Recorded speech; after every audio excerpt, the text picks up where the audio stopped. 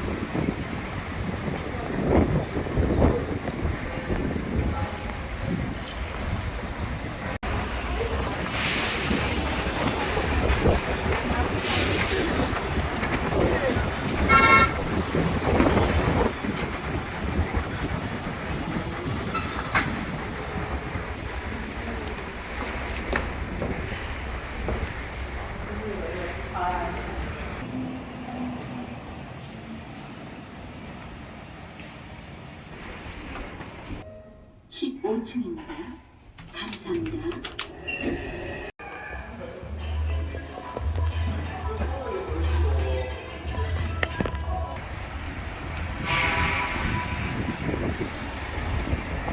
법원 경매 기록에 의하면 경매 나온 부분인 15층에는 헬스장이 영업 중이고 15층의 보증금과 월세는 7,500만 원에 월 450만 원 부가세 별도라고 기재되어 있습니다. 현장에 다녀와 보니 헬스장을 영업한 지는 9년 정도 된 것 같습니다. 15층과 16층을 다 사용하고 있었는데 보증금과 월세는 각각 7,500만 원에 월 450만 원 부가세 별도입니다. 헬스 보이짐은 프랜차이즈인데 경매 나온 것은 본사 시경인 것 같습니다. 이 임차인은 낙찰자에게 인수되는 임차인은 아니라서 명도 대상입니다. 입찰하실 분들은 이런 이유로 재계약을 하면서 월세를 많이 상승시킬 계획도 있으실 것 같은데 어떤 분의 이야기에 의하면 본사는 월세가 과하게 상승될 경우에는 다른 곳으로 옮길 계획도 있는 것 같습니다. 따라서 이 부분을 좀 염두에 두셔야 할 것 같습니다. 낙찰자에게 인수되는 임차인은 없고 인수되는 등기부상 권리도 없습니다. 이제부터 왜 대금이 미납되었는지 설명드리겠습니다. 경매 나온 상가는 위치가 좋아서 공실이 생기지 않을 것 같고 권리에도 문제가 없어서 좋은 물건인 것 같지만 문제가 있습니다. 바로 주차장이 없습니다. 주차장이 없다는 부분은 두 가지 관점에서 바라보아야 되는데 첫째는 건물에 물리적으로 주차장이 없어서 임차인이 영업이 잘 될까라는 것입니다. 임차인이 영업이 잘 되려면 손님들을 위한 주차장이 필수인데 주차장이 없다면 영업이 잘 안되고 영업이 잘 안되면 월세 수익을 받기 위한 임차인 수요가 제한적입니다. 따라서 예비 임차인들끼리의 경쟁으로 인한 월세 상승이 제한적이고 공실 위험이 커질 수 있으며 이는 임대인의 투자 수익률에 영향을 미치게 됩니다. 하지만 개인적인 생각으로는 상권의 특성상 지하철역도 코앞에 있고 굳이 주차장이 없어도 임차인의 영업에 영향을 받을 상가는 아니라는 생각이 듭니다. 따라서 건물에 주차장이 없더라도 상가의 가치에 영향을 받는 것이 아니기 때문에 문제가 안되겠다는 생각입니다. 참고로 임차인인 헬스장은 인근 목화웨딩 건물 건물 주차장에 비용을 주고 사용하고 있는 것 같습니다. 또 하나의 관점은 법정 주차 대수를 갖추지 않았다는 것입니다. 과거 2012년도에 이곳은 주차장 설치 제한 지역이었기 때문에 주차장 없이 건축허가 가능했지만 이후에는 그 규정이 바뀌었습니다. 문제는 채무자는 2014년도에 이 상가를 헬스장 영업을 하려는 사람에게 임대차를 주기 위해서 건축물 대장성 용도를 제1종 근린생활시설의원에서 운동시설 체력 단련장으로 용도 변경을 해야 했습니다. 그런데 용도 변경을 하는 2014년 그 시점에는 바뀐 규정으로 인해서 주차장을 확보해야만 합법적으로 용도 변경이 가능했습니다. 그래서 그때 당시 15층 소유자와 16층 소유자는 돈을 합쳐서 연산동 인근에 있는 단독주택을 3억 원에 매수해서 철거한 후에 주차장을 만들었습니다. 그렇게 해서 운동시설 체력 단련장으로 용도 변경이 가능하게 되었습니다. 인근에 있는 그 연산동 부설주차장은 과거에 경매로 진행되었었는데 경매 진행 당시인 2022년 1월에 그 경매 사건에 관한 영상을 만들었었습니다. 댓글에 영상 링크 걸어 놓을 테니까 클릭하셔서 다시 한번 보시면 전반적인 스토리를 이해하시는 데 도움이 될 것 같습니다. 결과적으로 부설주차장이 연산동 토지는 경남 양산에 거주하는 분에게 낙찰이 되었고 낙찰자가 대금을 납부해서 경매 나온 상가와 부설주차장의 소유자가 다르게 되었습니다. 이때 어떤 문제가 발생하는지 구청 담당자의 이야기를 들어보겠습니다.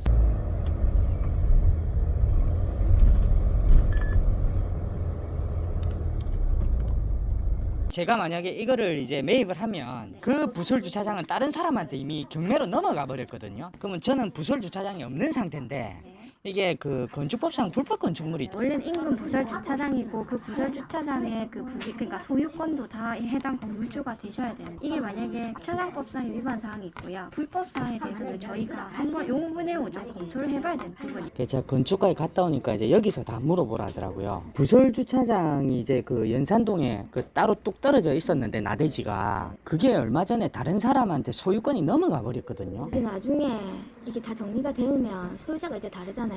그럼 얘가 이제 부설 주차장을 이제 소유권 확보해가지고 마련을 하셔야 되는데, 근데 이게 있는 인근 부설 주차장도 부설 주차장 뭐 지위를 상실하는 건 아니에요 지금은 이런 상태로는. 근데 소유권이 안 돼 있잖아요. 부설 주차장이 있어야 되는데 얘도 지금 소유권 확보 안 된 거고, 얘도 지금 부설 주차장 지위로서 지위를 상실하지 않은 거고 다 엎혀 물려 있거든요. 그렇다면 이행가격은 부과하는 것은 이 부설 주차장 법에 의해 가지고 부과를 하는 거네요. 뭐 만약에 위반 건축법이 상태가 있으면, 아니라. 그런데 또 건축법에 건축물에 또 문제가 되죠. 일단 이 건물 자체는 위반 건축물이 아닌 게 아닌가 싶거든요. 지금은 뭐 어떻게 말할 수가 없어요. 그러면 이행강제금은 좀 많이 나오는 편입니까? 완전 많이 나오죠. 완전 많이 나옵니까? 이런 케이스가 연재부에 있었나요?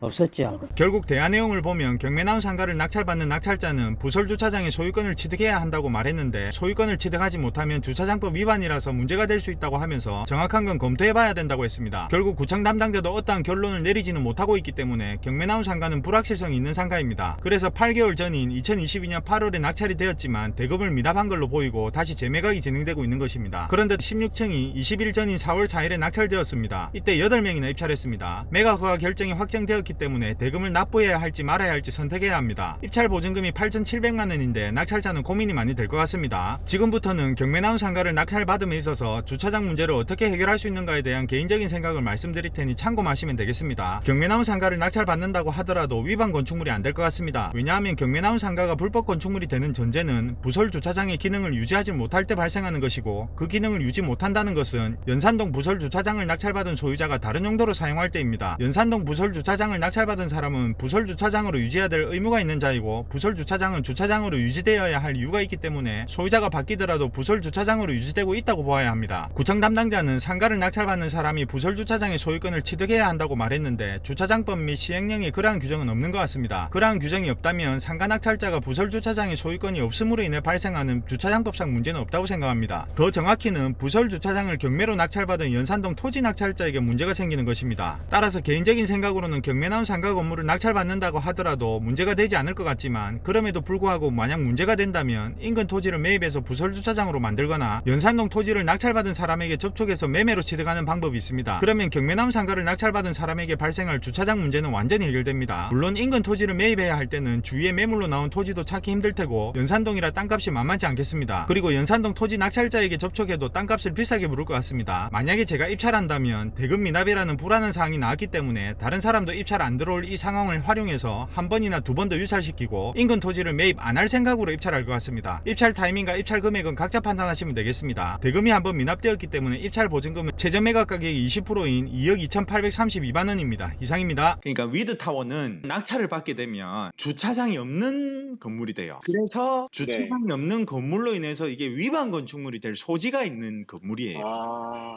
네네. 위드 이게 경매 넘어올 거라는 걸 알고 있었거든요. 이 물건은 낙찰이 만약에 되더라도 이번 차수에 낙찰이 되더라도 네. 대금 미납이 나올 수도 있을 수도 있어요. 아, 그래서 이 물건이 네. 정말 마음에 드는 거라면 유찰되면 그때 진입을 하고. 경매가 알고 싶다 오픈 채팅방을 개설했습니다. 여기에서 경매 정보도 나누고 경매 사건 이야기도 하고 간단한 상담을 위한 소통을 하고 있으니 관심 있으신 분들은 카톡방에 참여하시면 되겠습니다. 아래 더보기에 있는 오픈 채팅방 링크를 누르신 후에 참여 코드 1212를 누르시고 프로필 비실명으로 입장하시면 되겠습니다. 이상입니다.